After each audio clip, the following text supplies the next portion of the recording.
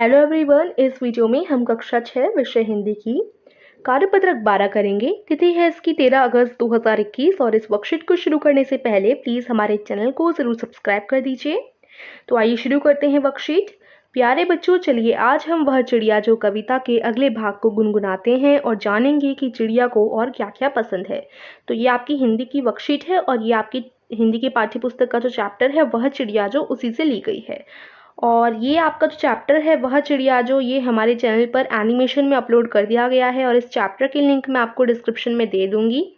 वहाँ जाकर आप इस चैप्टर को ज़रूर देख लीजिएगा, जिससे आपका एनिमेशन में है तो आपको मज़ा भी आएगा देखने में और साथ-साथ आपको पोएम भी पता चल जाएगी, पोएम भी समझ आ जाएगी और वर्कशीट करने में आसानी रहेगी। ठीक है? तो ज़रूर देख लीजिएगा, लिंक मैं आपको डिस्क्रिप्शन में दे दूँगी। आइए बढ़ते हैं वर्कशीट की तरफ। वह चिड़िया जो यहाँ पर थोड़ी और पंक्तियाँ दी गई हैं आगे की जो बच गई थी। तो देखिए, वह चिड़िया जो कंठ खोल कर बूढ़े बन बाबा की खातिर रस उंडेल कर गा लेती है, वह छोटी मुंह बोली चिड़िया नीले पंखों वाली मैं हूँ, मुझे विजन से बहुत प्यार है। तो इस तरीके से पूरी कविता है। उसके बाद अब देखिए इसका सरलार्थ क्या है। वह चिड़िया जो कविता के कवि श्री केदारनाथ अग्रवाल जी कहते हैं, हमने पढ़ा है ना, वह चिड़िया जो कविता जो है उसके जो कवि हैं वो कौन है, श्री केदारनाथ अग्रवाल जी।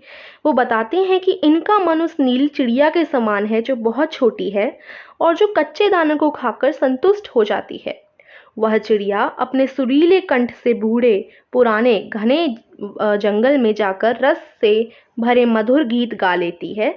वह छोटी प्यारी और नीले पंखों वाली चिड़िया एकांत में भी वह उमंग से भरी रहती है। उसे जंगल से बहुत लगाव है। तो ये जो सारी हमने पंक्तियां पढ़ी उनका जो मतलब है वो यही है जो यहाँ पर लिखा हुआ है। ठीक है, तो अब हम इससे रिलेटेड देखो, आपका प्रश्न 1 है, सही अर्थों के साथ मिलान कीजिए। तो यहाँ कविता में संतोषी बोला गया था चिड़िया को। संतोषी क्या होता है, संतोष रखने वाला। ठीक है, ये 1 से मैच हो जाएगा। नेक्स्ट, बूढ़े वन बाबा। बूढ़े वन बाबा किसको कहा गया है यहाँ पर, जो पुराने और घने जंगल होते हैं उनको यहाँ पर बूढ़े वन बाबा कवि केदारनाथ अग्रवाल जी बताते हैं। ठीक है, उसके बाद विजन से प्यार। विजन से प्यार का क्या मतलब है कि शांति वाली जगह, एकांत से प्यार। विजन का मतलब होता है एकांत। ठीक है, उसके बाद दूध भरे जुंडी के दाने। इसका मतलब है ज्वार के जो कच्चे दाने होते हैं उन्हीं को हम दूध भरे जुंडी के दाने कह सकते हैं। ठीक है, तो इस तरीके से आपकी मैचिंग हो जाएंगी। उसके बाद गतिविधि देखते हैं। कविता को लय ताल के साथ गाइए एवं अपनी पसंद की चिड़िया पर कोई कविता लिखिए। तो लय ताल के साथ आपको अपनी बुक से कविता पढ़नी है और आपकी जो मनपसंद चिड़िया है उस पर कोई कविता लिखनी है। तो देखिए मैंने एक लिखी है यहाँ पर, ये रही। मुझसे दूर न जाता है ये मेरे पास आ जाता है, सुंदर चेहरा बहुत भाता है, मिर्ची बहुत खाता है। तो ये अब आपको समझ आ गया होगा, ये कविता तोते के ऊपर है। ऐसी छोटी सी कविता लिख सकते हैं 3-4 लाइन की आप लोग। अगर आपको मोर पसंद है तो कुछ भी लिख सकते हैं। यहाँ मिर्ची की जगह मोर को जो भी पसंद होता है ऐसे लिख कर आप कर सकते हैं। ठीक है, तो ये गतिविधि हो गई हमारी और हमने प्रश्न 1 देख लिया। अब हम ये नीचे के जो प्रश्न 2 है उसे देखते हैं। वन बाबा कौन है, उन्हें बूढ़ा क्यों कहा गया है। तो वन बाबा भी हमने ऊपर पढ़ा कौन है, जो पुराने घने जंगल होते हैं वही वन बाबा हैं और उन्हें बूढ़ा इसलिए कहा गया क्योंकि वो बहुत पुराने हैं। ठीक है, अब प्रश्न 3 और प्रश्न 4 देख लेते हैं, फिर सबके आंसर एक साथ मैं आपको दिखा दूंगी। प्रश्न 3 है, विजन किसे कहा गया है, चिड़िया विजन से प्यार क्यों करती है। तो विजन यानी शांति, और चिड़िया विजन से प्यार क्यों करती है वो भी हम देखते हैं। प्रश्न 4 है, चिड़िया किसके लिए गाती है। तो चिड़िया जो पुराने घने जंगल हैं उन्हीं के लिए गाती है। तो देखिए इस तरीके से हम लोग ना इनका आंसर कर लेंगे। जो प्रश्न 2 है उसका उत्तर हो जाएगा, वन बाबा पुराने घने जंगल हैं और इन्हें बूढ़ा इसलिए कहा गया है क्योंकि यह बहुत पुराने जंगल हैं। क्यों कहा गया है इन्हें पुराना, क्योंकि वन बाबा जो है पुराने घने जंगल हैं, और बूढ़ा इसलिए कहा गया है क्योंकि बहुत पुराने हैं ये। ठीक है, उत्तर नंबर 2। उत्तर नंबर जो प्रश्न नंबर 3 था उसमें क्या पूछा गया है, देखो विजन किसे कहा गया है, चिड़िया विजन से प्यार क्यों करती है। तो इसका उत्तर हो जाएगा, विजन एकांत जगह को कहा गया है और चिड़िया को विजन से प्यार है क्योंकि एकांत वन में वह बड़े उमंग से मधुर स्वर में गाती है ना। क्यों प्यार है, क्योंकि उसे मधुर स्वर में, उसे एकांत जगह में जब वो गाती है तो बहुत मधुर स्वर आता है उसका, है ना। प्रश्न 4 आपसे पूछा गया है, चिड़िया किसके लिए गाती है। इसका उत्तर आप लोग लिखेंगे, चिड़िया बूढ़े वन बाबा के लिए गाती है। ठीक है, तो ये उत्तर नंबर 2, उत्तर नंबर 3 और उत्तर नंबर 4 आपके इस प्रकार से हो जाएंगे। अब आप इनको लिख दीजिएगा। अब नेक्स्ट प्रश्न की तरफ चलते हैं, प्रश्न नंबर 5। ये आपका आखिरी प्रश्न होने वाला है।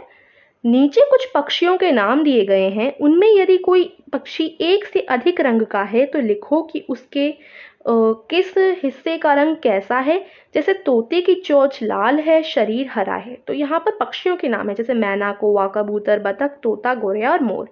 अब इनमें आपको बताना है कि इनके जो शरीर के रंग होते हैं वो अगर एक से अधिक होते हैं तो आपको लिखना है कि कौन कौन से रंग के होते हैं। जैसे मैना कौन से रंग की होती है, कौवा कौन से रंग का होता है। अब यहाँ एग्जाम्पल दे गया है, जैसे जो तोता होता है उसकी चोंच लाल है और शरीर हरा है ना। इस प्रकार से सभी का आपको लिखना है। तो उनके शरीर की आपको वो बतानी है कि कौन कौन से रंग का होता है शरीर। तो देखिए इसका आंसर आप लोग इस तरीके से करेंगे। पहले हम कबूतर का डिफाइन करते हैं। देखो कबूतर का रंग स्लेटी सफ़ेद होता है, गर्दन कुछ कुछ नीले रंग की होती है और इसकी टांगें लाल होती हैं। ये आपका उत्तर नंबर 5 दिखा रही हूँ मैं आपको, ठीक है।